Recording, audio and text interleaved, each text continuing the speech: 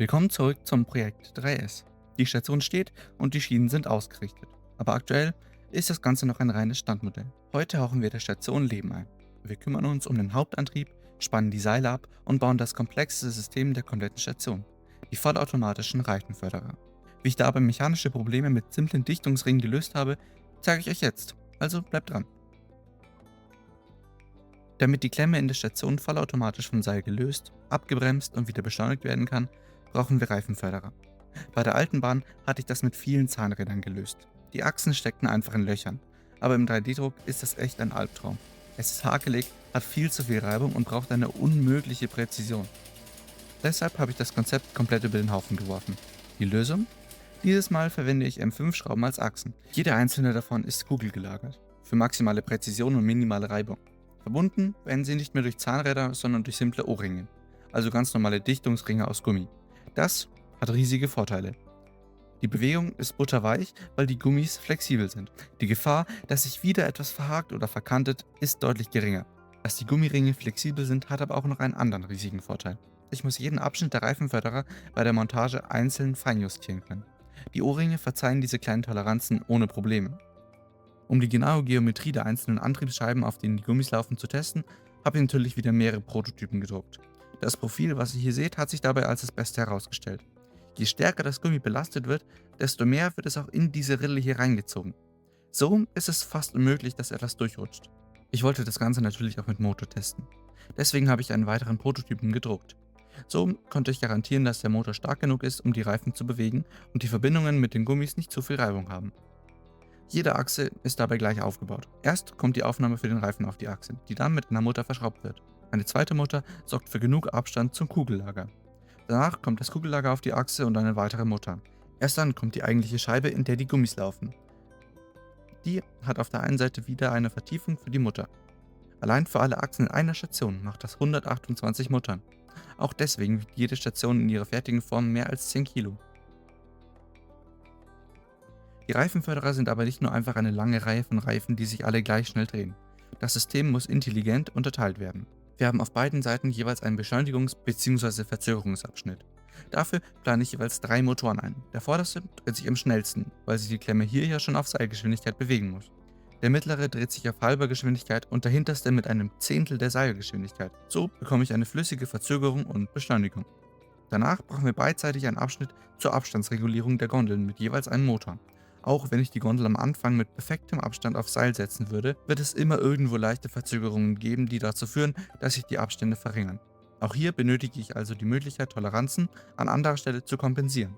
Wenn eine Gondel zu wenig Abstand zum Vorgänger hat, wird sie hier kurz angehalten, bis der Abstand wieder stimmt. Und zu guter Letzt kommt natürlich der Bereich in der Rundung, der von 2 Motoren angetrieben wird. Die bewegen die Reifen mit konstanter Geschwindigkeit. Insgesamt macht das 10 separate Motoren für eine einzige Station. Wie ich dieses Kabelchaos, die Elektronik und die Programmierung in den Griff bekomme, schauen wir uns aber in einem separaten Video an. Um die Verbindungen mit Gummiringen mit Motoren anzutreiben, gibt es an manchen Achsen zusätzliche Zahnkränze. Hier habe ich auch wieder darauf geachtet, alles so zu planen, dass ich die Abstände der Zahnräder exakt einstellen kann. Jetzt kommt aber mein persönliches Highlight, die Mechanik im Beschleunigungs- und Verzögerungsabschnitt. Ich hatte ja gerade schon erwähnt, dass sich die Motoren in diesem Bereich mit unterschiedlichen Geschwindigkeiten bewegen.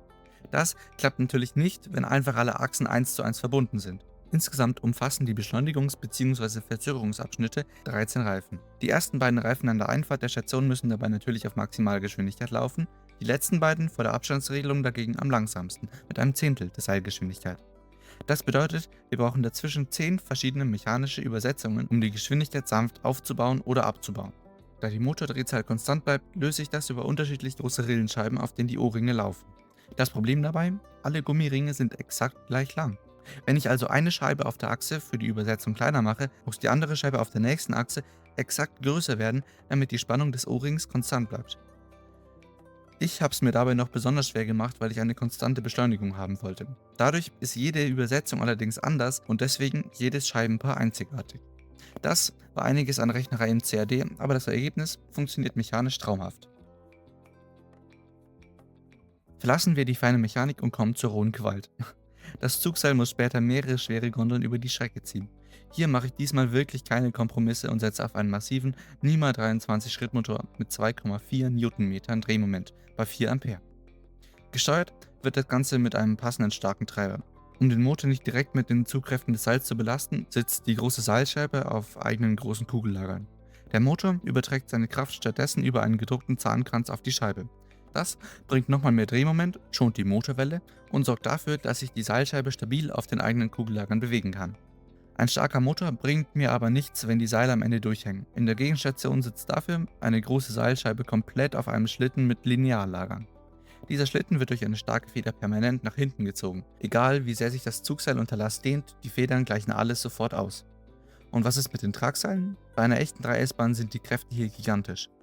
Bei mir werden die Tragseile in der Stationsausfahrt erst nach unten und dann nach innen weggeführt, um dann mehrfach um große gedruckte Abspannteile gewickelt zu werden, bevor sie oben festgeklemmt werden. Durch diese Wicklung verteilt sich die Last gut und ich kann die Spannung der Tragseile jederzeit super einfach nachjustieren. Die Mechanik der Station ist damit komplett. Wir haben den Antrieb, die Abspannung und wir haben eine richtig smarte Lösung für die Reifenförderer. Im nächsten Teil verlassen wir die Werkbank und es geht endlich an die Strecke und die ersten Stützen, bevor wir uns an die Mammutaufgabe der Elektronik machen. Wenn ihr das nicht verpassen wollt, lasst unbedingt ein Abo da. Checkt Printables für die Dateien und Instagram für die täglichen Updates aus der Werkstatt. Bis zum nächsten Mal.